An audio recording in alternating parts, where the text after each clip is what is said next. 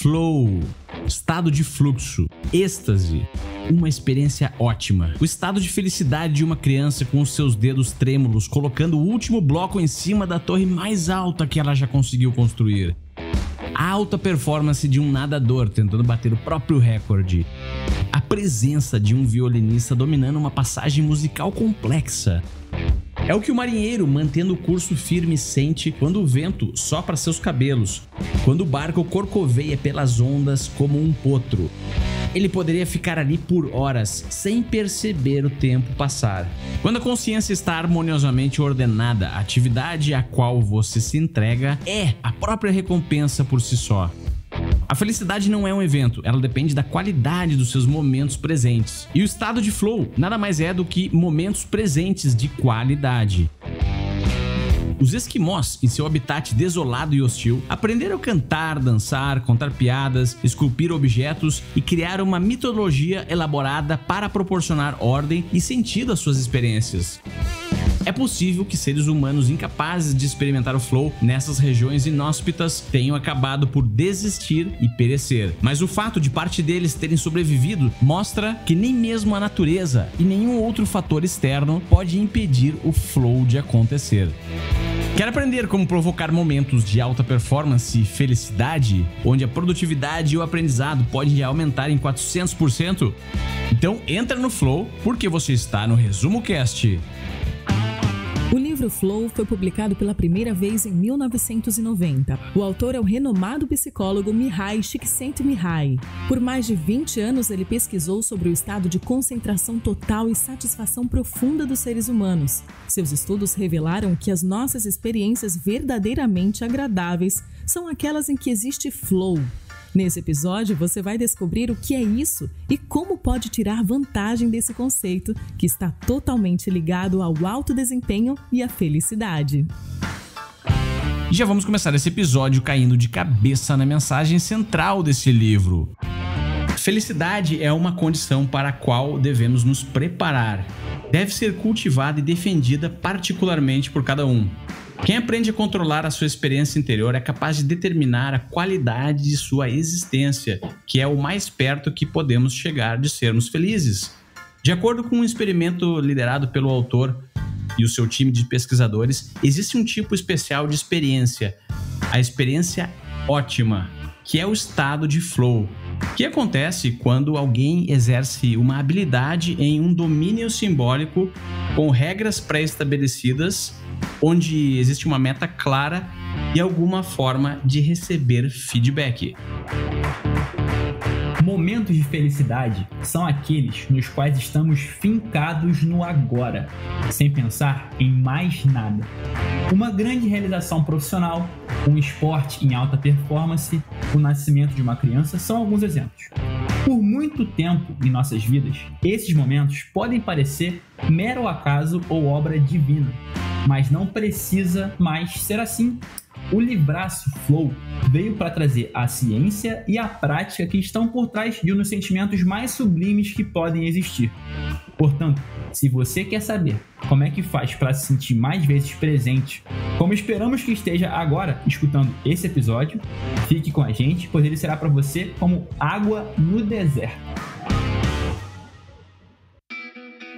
Tudo que você experimenta na vida é representado na sua mente como informação. Medo ou ambição, dor ou prazer, alegria ou tédio. Então, segundo o autor, se você for capaz de controlar essas informações, vai poder decidir como a sua vida será. A sua experiência de vida acontece agora, no momento presente. O que os seus sentidos estão percebendo nesse exato momento? Isso é a sua consciência. A sua consciência está em ordem? Tem alguma coisa que não está no lugar em alguma esfera da sua vida? Todos nós temos, pois o universo não foi criado para nos agradar a todo momento. Mas quando a sua atenção, que o autor chama de energia psíquica, foca em algo que você não consegue controlar, isso causa ansiedade e desordem à sua consciência. A experiência de flow é caracterizada por uma consciência 100% em ordem. E olha só que legal, a busca de uma meta traz ordem à sua consciência. É por isso que nos esportes é fácil observar atletas e às vezes times inteiros com as suas consciências em ordem, buscando vencer a partida, pois a definição de vencer é uma meta bem clara. Nesse caso, a atividade de busca da meta já é a própria recompensa por si só. Da mesma forma, empreendedores que conseguem definir com clareza suas metas têm maiores chances de entrar em flow. Mas o oposto também se aplica. Crises, guerras, projetos confusos acabam desviando a energia psíquica dos participantes para elementos incertos que possivelmente não serão controlados, e isso dificulta o estado de flow. Quem se esforça para controlar o que acontece em seu consciente vive de fato uma vida mais feliz. A consciência é uma espécie de central de processamentos que coleta sensações, percepções, sentimentos, ideias e estabelece prioridade entre essas diversas informações. Os índios afinaram a sua consciência para ler os sinais da natureza, pois estão muito mais expostos a ela do que o mundo civilizado. Os artistas e designers afinaram a sua consciência para priorizar e entender o belo que existe nas coisas agradáveis e lindas. Para os engenheiros e programadores, se as engrenagens e códigos não estão funcionando bem, a consciência não está em ordem. Mas biologicamente todos somos iguais. Desse modo, o que iremos priorizar e dar importância não depende meramente da biologia. O flow ajuda as pessoas a conquistarem a felicidade mediante o controle da sua vida interior. Quando o indivíduo se sente no controle da sua própria vida e sente que ela é significativa, nada resta mais a desejar. O significado de felicidade pode parecer intangível, mas o autor tem uma proposta interessante sobre isso. A felicidade não é algo que acontece resultante do acaso ou da sorte. Não é um evento, e sim uma experiência contínua, resultante do controle da interpretação daquilo que os nossos sentidos estão percebendo em relação ao mundo externo. A equipe de pesquisa da Universidade de Chicago, liderada pelo autor desse livro, entrevistou milhares de pessoas, desde camponeses vivendo em condições precárias até multimilionários. Relatos muito similares pareciam estar presentes em pessoas de diferentes culturas, classes sociais e religiões. O estado de flow é uma experiência descrita como sendo a experiência ótima, quando o corpo ou a mente são levados ao limite numa tentativa voluntária de conseguir realizar algo difícil que vale a pena. Os pesquisadores desenvolveram um novo método de medir a qualidade da experiência subjetiva. Chamado método de amostragem da experiência, ele consistia em pedir à pessoa para usar um pager por uma semana e anotar como se sentia e no que estava pensando sempre que ele bipava. O sinal era ativado por um radiotransmissor cerca de 8 vezes por dia, a intervalos aleatórios. No fim da semana, os participantes entregavam um registro regular, uma espécie de álbum de recortes da sua vida interior, composto por uma seleção de momentos representativos. Até hoje, mais de 100 mil desses recortes transversais da experiência foram coletados em diferentes partes do mundo. As conclusões desse livro baseiam-se exatamente nesses dados.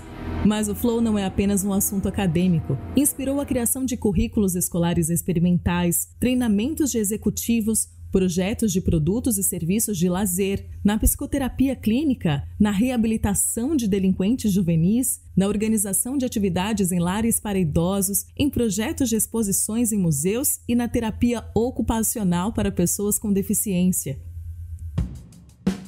Você está escutando o melhor podcast de resumo de livros do Brasil. Afinal, o que é o estado de flow e como fazemos para atingi-lo? O flow é aquele momento, aquele instante no qual você está completamente presente, sem pensar em mais nada. Como se estivesse sendo guiado ou guiada por uma força maior. É o que popularmente queremos dizer quando exclamamos: "Tô voando, o pai tá on, a mãe tá on", ou em inglês, "I'm in the zone". São momentos dos quais quase não temos memória e que quase também não conseguimos explicar, tamanho o nível de entrega e fluxo. Eu tenho certeza que você pensou agora em várias vezes que sentiu isso. Você deliberadamente provocou esses momentos ou eles aconteceram por acaso? Imagino que é a segunda opção. Mas, se estar no flow é tão maravilhoso assim, será que não existe uma fórmula para chegar lá mais vezes? Segundo o livro, sim. Segundo o autor, atingimos esse estado todas as vezes em que combinamos desafio com habilidade. É um equilíbrio fino entre se sentir desafiado ou desafiada e ter a capacidade de vencer aquele obstáculo. Se for um obstáculo muito fácil, você fica entediado ou entediada. Se for muito difícil, você desiste com o tempo e se irrita. Tem que ser um nível de desafio que te tire da zona de conforto e que te faça vibrar com o êxito. Eu não sei em qual exemplo você pensou, mas eu imediatamente me transportei para minha infância, quando estava em quadra jogando futsal. O goleiro adversário estava pegando até pensamento, até que, jogo empatado, e eu cheguei na cara do gol. O goleirão veio e virou um monstro na minha frente. Naquele momento, tudo ficou mais lento. Na minha memória, eu me lembro de sorrir antes mesmo de arriscar o chute. O que fiz? Dei uma cavadinha, sabe? Quando você lentamente chuta a bola por cima do goleiro, encobrindo ele, o resto é um borrão. Só me lembro da rede balançando e eu correndo pra galera. Flow purinho. Repara, tinha um desafio, um grande goleiro na minha frente, mas tinha a minha habilidade, justamente na medida certa para vencer aquela barreira. E você, qual foi a última vez na qual se sentiu assim? E o que pode fazer para combinar mais, na dose certa, desafios com as suas habilidades?